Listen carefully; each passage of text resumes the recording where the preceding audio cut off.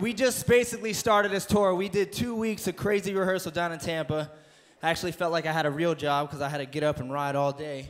And we got done that. We started in Baltimore last weekend. We had 2 shows, and now we're here in Dallas this week.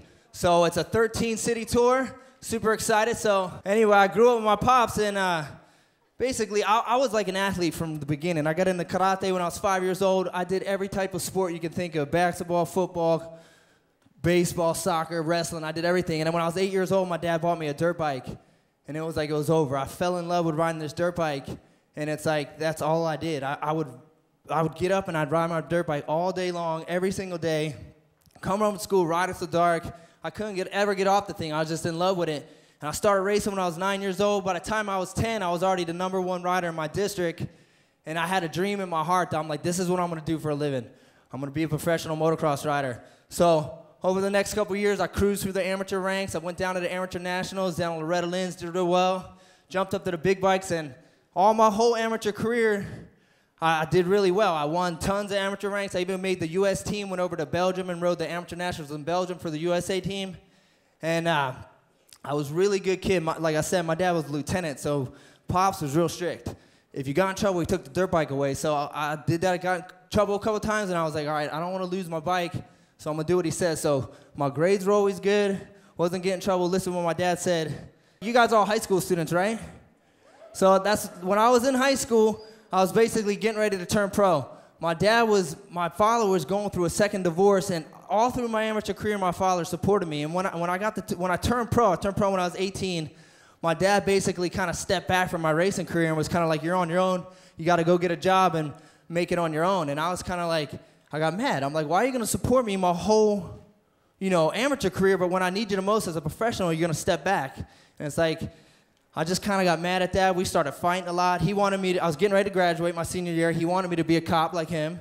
And I'm like, I don't want to be a cop. I'm not giving up on this. I put my whole life into this. I'm going to make this. And he's basically was like, you're not going to make it. He got real negative, and he kept putting me down. I used to get so mad at him because he didn't believe in me. He'd be like, you need to wake up. You need to smell the coffee. You're not going to make it as a motocross rider.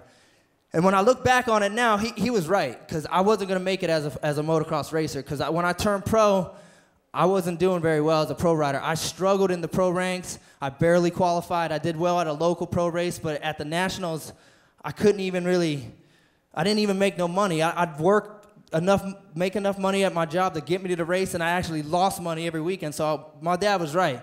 I wasn't going to make it as a racer, but that's because freestyle didn't exist yet. But anyway, I got a chance to film for this motocross video called Moto XXX, and it was they came out to New Jersey. I filmed. I was all excited that I was going to be in this motocross video, and it was the first time that I had felt like I was getting something back out of my riding, because there was you go from winning as an amateur, and then you go into pro ranks and you get your butt kicked. Your confidence kind of goes down, and I was really I was depressed, man. I felt like I didn't want to quit, but I was just at a really low spot. And then all of a sudden, I had a chance to be in this motocross video, and I was like, yeah.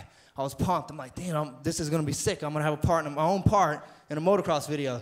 And all the videos were being filmed out in California, so I just thought to myself, you know what? I'm just going to drive to California and film for as many of these motocross videos as I can and just see what happens. So I knew my dad wanted to support my decision, so I let him go to work. I had $200. I used to work at this little skate shop in the mall, so I didn't have much money. I took $200. My dad had this credit card that I was allowed to use for emergencies only. I said, screw it. I'm going to put all the gas on the credit card because the bill will go to my dad's house. I know he'll pay it. And when I get to California, I'll have $200. And I'll figure it out. So I had this hoopty van, this 85 Dodge van. Thing was a roach, dude. This is how old school it was. It had a cassette player. It didn't even have a CD player. And I'm rolling this thing across 65 the whole way. It took me 4 days to get to California. I was stressing, dude. But anyway, I got there, moved in with Brian Deegan, became friends with Mike Metzer. He started tattooing me. I had to get a job, obviously, so I started doing construction, and I was digging holes, and I used to get done doing that and ride, and I started filming for all these videos like I can. And this whole video era took off, and it started to develop our sport of freestyle motocross.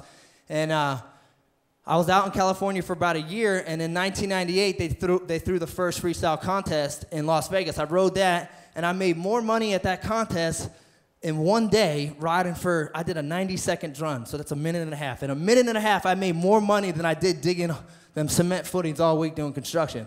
I'm like, man, I gotta make this freestyle stuff work. So I started dedicating myself to freestyle, learning tricks.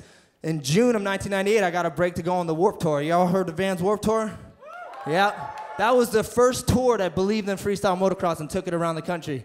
I jumped on that tour, and that tour was the turning point of my career. Basically, I made good money on that tour, came off that tour. I picked up 3 sponsors while I was on that tour. So now I had money from the tour, and I had contracts with year salary. So every month I was getting checks being sent home. And then the following year, 1999, X Games picked up freestyle motocross. Now when this happened, our sport just took off.